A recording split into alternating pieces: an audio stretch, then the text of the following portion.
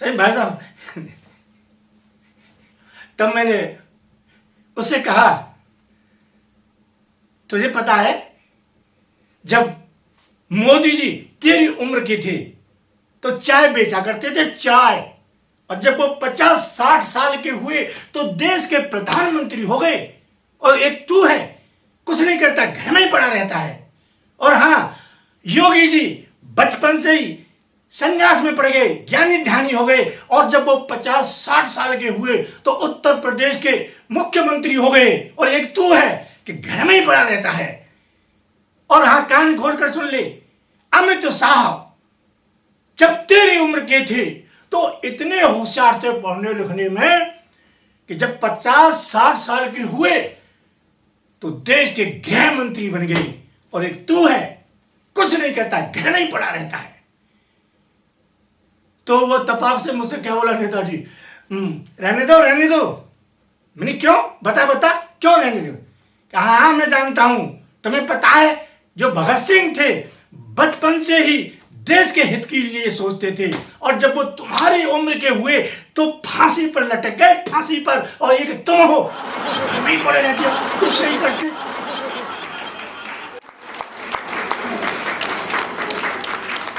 धन्यवाद। इस समय आप देख रहे हैं सबरस टीवी। बहुत खुशी हो रही है, सच में, सच बता रहा हूँ भाई साहब, क्योंकि हमारे जो नेताजी हैं ना, वो अभी तक कवियों को सुनने के लिए इतनी देर रात्रि तक बैठे हुए हैं।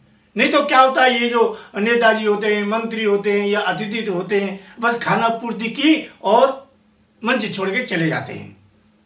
इसलिए मैं आपको धन्यवाद देना चाहता हूँ। समय का अभाव तो है ही है, खैर फिर भी मैं कुछ देर के लिए आपके सामने हूँ।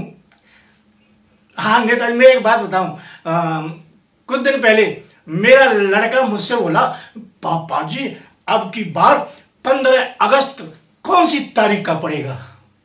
15 अगस्त कौन सी तारीख का पड़ेगा? मैंने कहा, अब एक गधे की औलाद,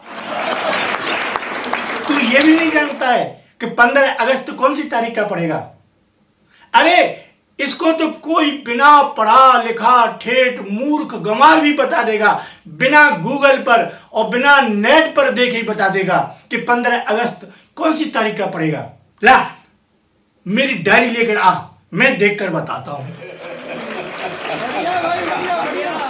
मैंने उससे कहा, मेरी समझ में नहीं आता, तू इतना कमजोर क्यों है पढ़ाई लिखाई में? तो वो तपाक से मुझसे बोला, रहने दो, मुझे सब पता है तुम्हारे बारे में, तुम कितने होशियार थे। मैंने पूछा, तुझे कैसे पता है? तो बोला, वो पड़ोसी अंकल है ना, वो मुझे सब बातें बता देते हैं। मुझे बता रहे थे कि जब तुम्हारे शादी वाले सगाई वाले आए थे तो तुम्हारे पापा जी और तुम्हारे पापा जी के पापा जी यानी ग्रैंडफादर तुम्हारे वो आंगन में खड़े थे। तब लड़की वालों ने तुमसे पूछा था कि तुम कौन सी क्लास में पढ़ते हो? पता है तुमने क्या कहा था? मैं 8वीं क्लास में पढ़ता हूं। तो सगाई वालों ने ये पूछा था तुमसे कि हमें कैसे विश्वास हो कि तुम 8वीं क्लास में पढ़ते हो? तो तुमने कहा था, मोहल्ले वाले बच्चों से पूछ लो, मैं तो 8वीं क्लास में कई साल से पढ़ रहा हूं। अब वो सगाई वाले हंस के बोले, कई साल से, पर हमें कैसे विश्वास हो? तो तुमने कहा था कि मार्कशीट दिखाऊं? वो बोले, हाँ दिखाओ, मार्कशीट दिखाओ। तो तुमने क्या कहा था कि कौन से सन की लाऊं? सगाई वाले भी हंसे और बोले, कितने सन की मार्कशीट है तुम्हारे पास में?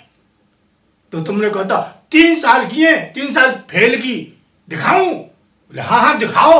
और तुम अपनी मार्कशीट लाए, उन्हें दिखाई, और वो तुम्हारी मार्कशीट देख करके क्या बोले, तुम तो कह रहे थे 3 साल फेल की मार्कशीट रखी है, ये तो 5 बार फेल की है।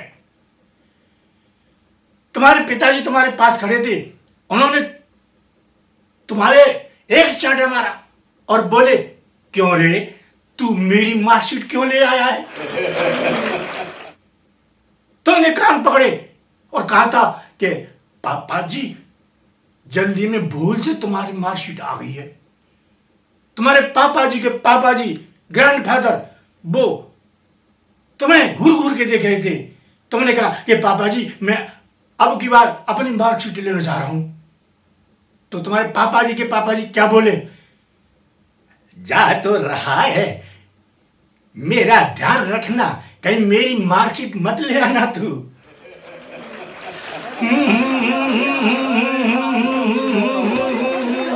भाई साहब, तब मैंने उससे कहा, तुझे पता है जब मोदी जी तेरी उम्र के थे तो चाय बेचा करते थे, चाय, और जब वो 50-60 साल के हुए तो देश के प्रधानमंत्री हो गए, और एक तू है कुछ नहीं करता, घर में ही पड़ा रहता है। और हाँ, योगी जी बचपन से ही संन्यास में पड़ गए, ज्ञानी ध्यानी हो गए, और जब वो 50-60 साल के हुए तो उत्तर प्रदेश के मुख्यमंत्री हो गए, और एक तू है कि घर में ही पड़ा रहता है। और हाँ, कान खोल कर सुन ले, अमित साहब जब तेरी उम्र के थे तो इतने होशियार थे पढ़ने लिखने में कि जब 50-60 साल के हुए तो देश के गृह मंत्री बन गए, और एक तू है कुछ नहीं करता, घर में ही पड़ा रहता है। तो वो तपाक से मुझसे क्या बोला, नेताजी रहने दो। मैंने क्यों, बता क्यों रहने दो? कहा हाँ मैं जानता हूं, तुम्हें पता है जो भगत सिंह थे बचपन से ही देश के हित के लिए सोचते थे, और जब वो तुम्हारी उम्र के हुए तो फांसी पर लटक गए, फांसी पर, और एक तुम हो घर में पड़े रहते हो, कुछ नहीं करते।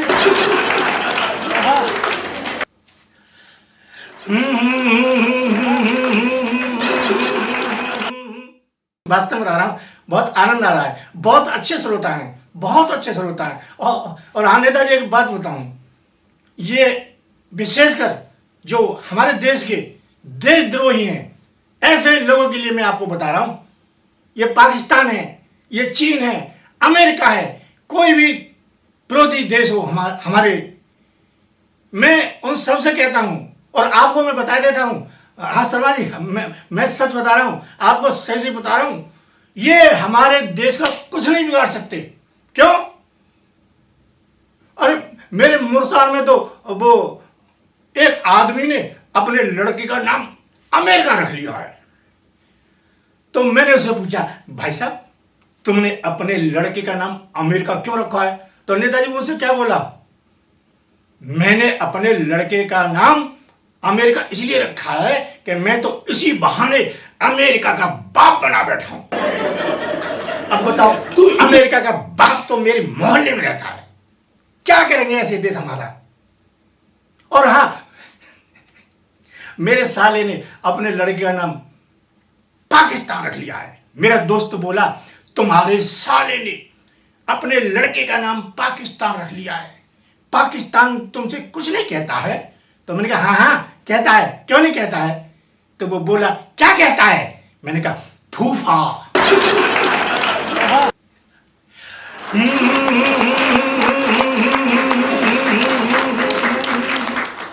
बहुत बहुत धन्यवाद, बहुत अच्छा है। टाइम तो कम है ही, मैं चलते चलते एक बात और बताऊं, वो शर्मा जी, वो पाकिस्तान का प्रधानमंत्री मुझसे बोला,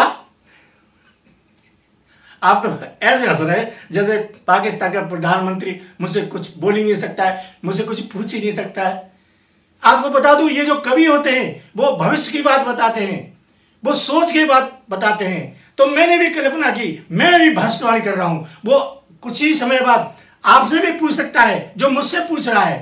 पता है उसने मेरे से क्या पूछा कि मुर्सानी जी हमें बताओ, हम इतने क्यों शर्मिंदा है?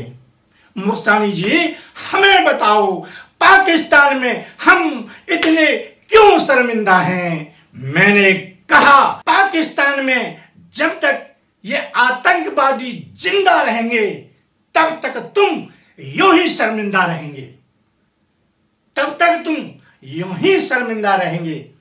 और हां, तुम्हारे बस की बात नहीं है तो इन आतंकवादियों को भारत के हवाले कर दो। मोदी और योगी तुम्हारी समस्या को पल भर में कर देंगे खत्म। मोदी जी और योगी जी तुम्हारी इस शर्मंदगी को पल भर में कर देंगे खत्म, और जितने भी तुम्हारे आतंकवादी हैं ना, एक दिन में सबको कर देंगे भस्म।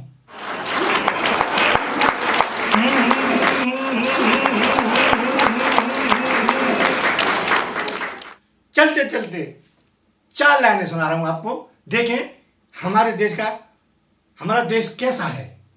मैं 4 लाइन सुना रहा हूं आज के इस पावन अवसर पर।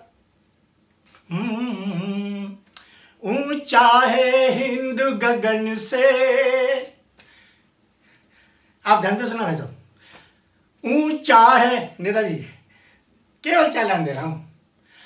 ऊंचा है हिंद गगन से, जोशीला पवन अगन से। ऊंचा है हिंद गगन से, जोशीला पवन अगन से। मत उलझो मेरे वतन से, नहीं तो मर जाओ कसम से। मत उलझो मेरे वतन से, नहीं तो मर जाओ कसम से।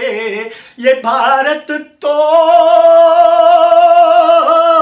विश्व पर भारी है, ये भारत तो विश्व पर भारी है। विश्व गुरु की बारी है। थैंक यू, बहुत बहुत धन्यवाद।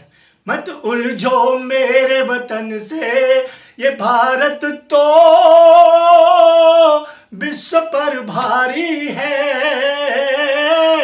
विश्व गुरु की तैयारी है। और ये चीन जो हमें आंखें दिखाता है, खुद की आंख नहीं है, ऐसी पटेल जैसी नहनी नहनी छोटी छोटी पतली पतली दुबली आंखें हैं, और हमें आंखें दिखाता है। यहाँ के आदमी देखो 5 फुट के, 3 फुट के, और हमारे देश के 7 फुट, 6 फुट, 7.5 फुट। हाँ, ये क्या करेंगे हमारा? तब मैं ऐसे चीन, ऐसे देश जो आंखें दिखाता है, उसके लिए मैंने 2 लाइन लिखी है, देखें आप। तू है 5 फुटैया, हम है 7 फुटैया।